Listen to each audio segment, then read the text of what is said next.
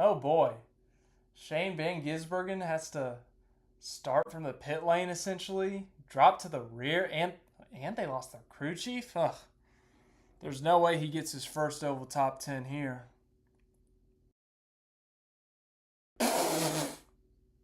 He got his first oval top 10 after starting dead last and from the pit lane? I guess I kind of forgot to say this during the stream, but I guess some of you might want to hear it. So play the song.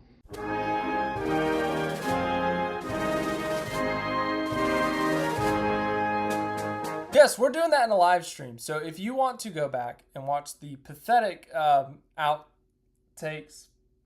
go for it. Anyway, we're not here to talk about the pathetic outtakes. It finally happened. Shane Van Gisbergen scored his first oval top 10 in the NASCAR Cup Series, and it came in the most bizarre of circumstances. Seriously. Now, Shane Van Gisbergen, Kansas Speedway.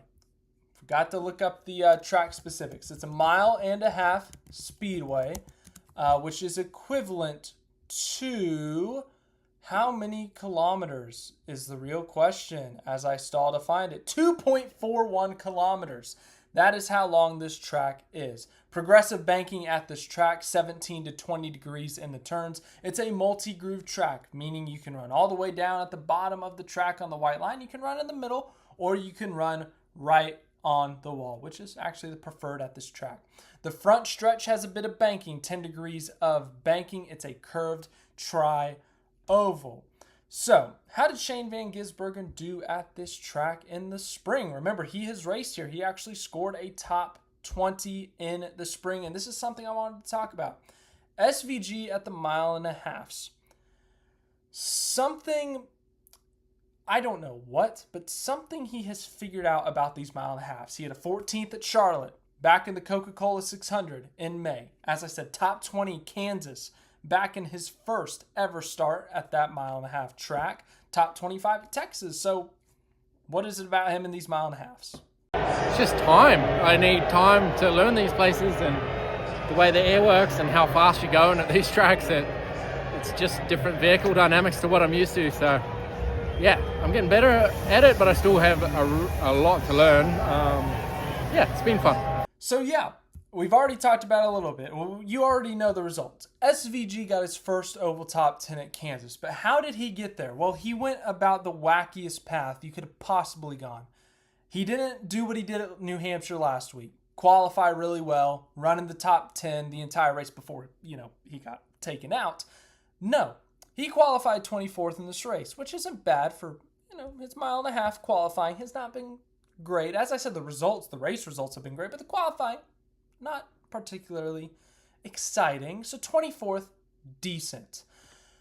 Well, then a couple hours later, just the bottom falls out. Like, just all of a sudden, it's over. It seems like it's over. Top 10's not happening this week. Move along to the Roval. Go win the Roval, and then, try again at Vegas for your first oval top 10.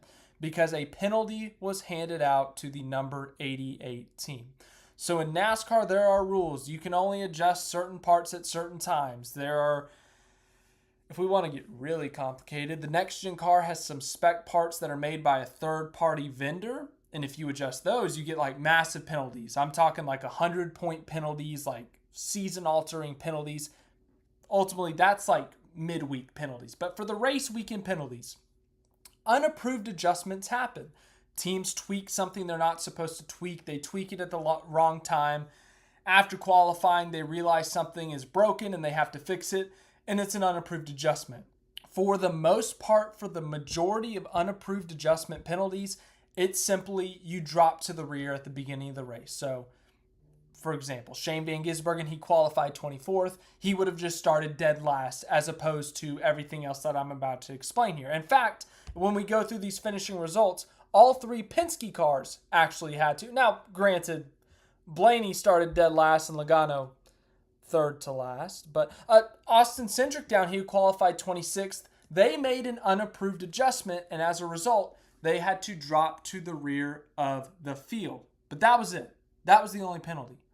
Well, the 88 team and the 71 of Michael McDowell, by the way, that was like the light end of the penalty. Not only did Shane Van Gisbergen have to drop to the rear of the field, he had to serve a stop-and-go penalty on lap 1, which is exactly what it sounds like. He had to drive down pit lane, go to his pit stall, stop in his pit box, and take off again.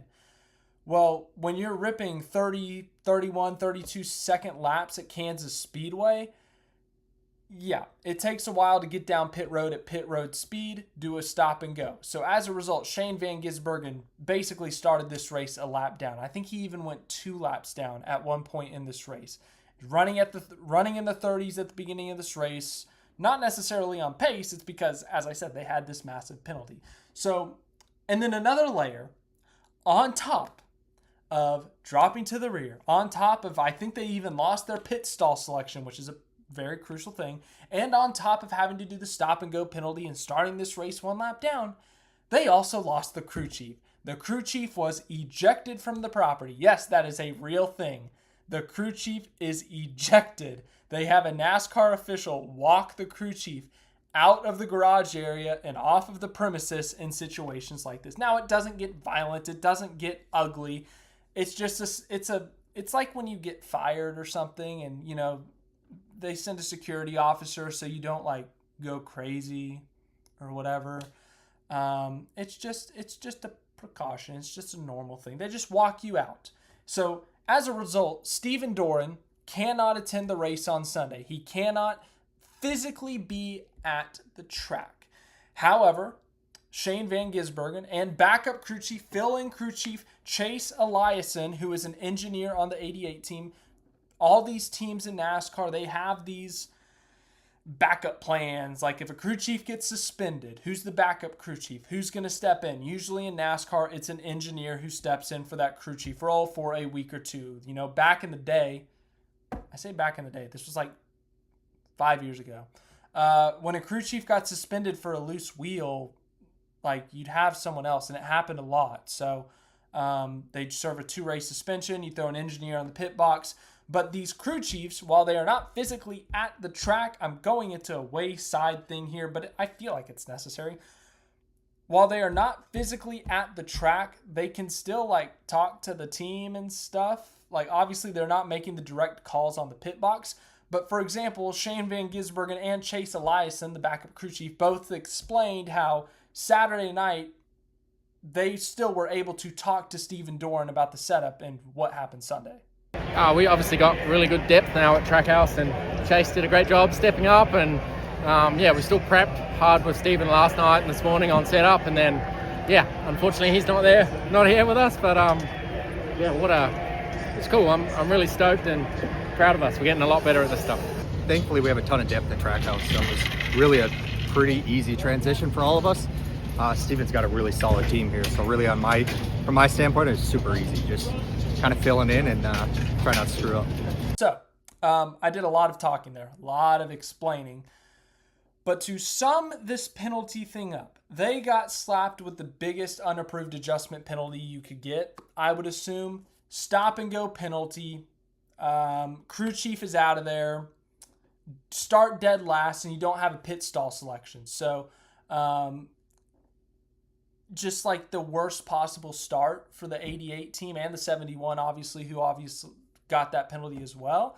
So you start this race dead last. You go through all this stuff. So Shane Van Gisbergen, how in the world did he end up here? How in the world did he get his first oval top 10? Okay, I was at the race. I was in the pits. I was taking pictures. I was taking videos. The first time I knew that this was a possibility was like sometime in stage 3. I think it was the caution with 44 to go. He was 16th, and I was like, how in the world did he get there?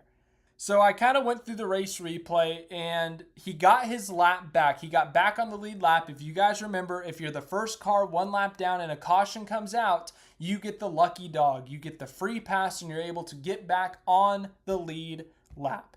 That happened sometime early in stage 2. SVG actually finished stage 2 in the top 20. I believe he finished 19th, so that was a really big deal.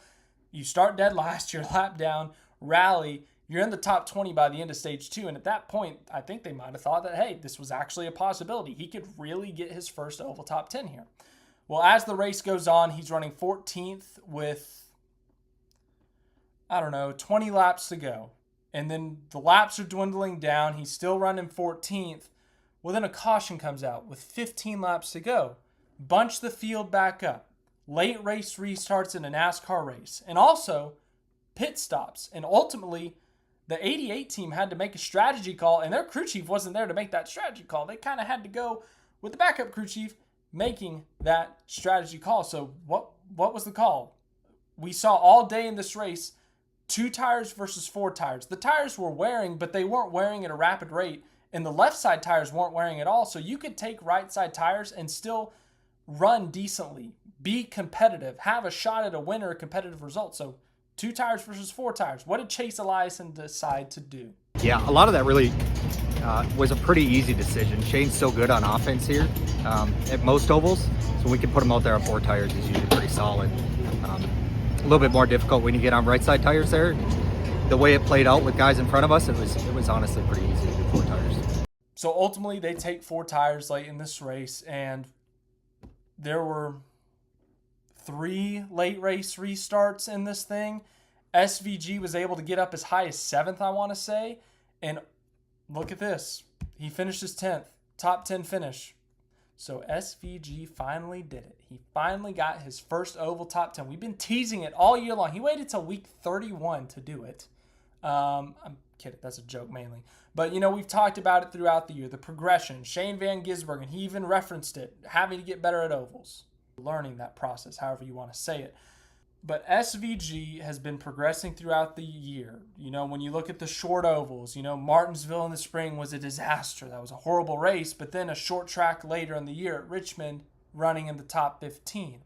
Mile and a half, as I said, he's progressed pretty well. Vegas in the spring was a disaster.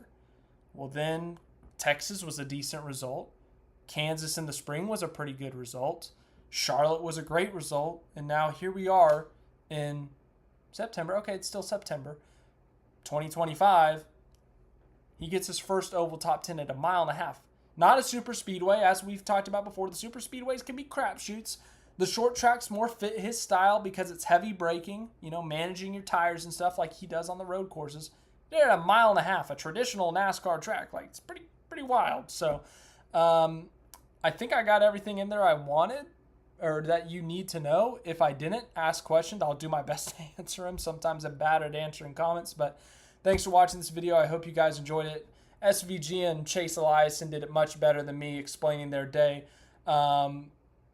Big thank you to Chase. SVG, thank you to him too for answering questions after the race. He was available to the media after the race as one of the significant storylines. But Chase Eliason, good meeting him. Very appreciative to him. He did not have to take that time after the race to speak with me. So a big thank you to him as well. So thanks for watching this video. I hope you guys enjoyed. I got to get back to this live stream. I've been talking for like a long time at this point, and they've had to deal with my horrible acting.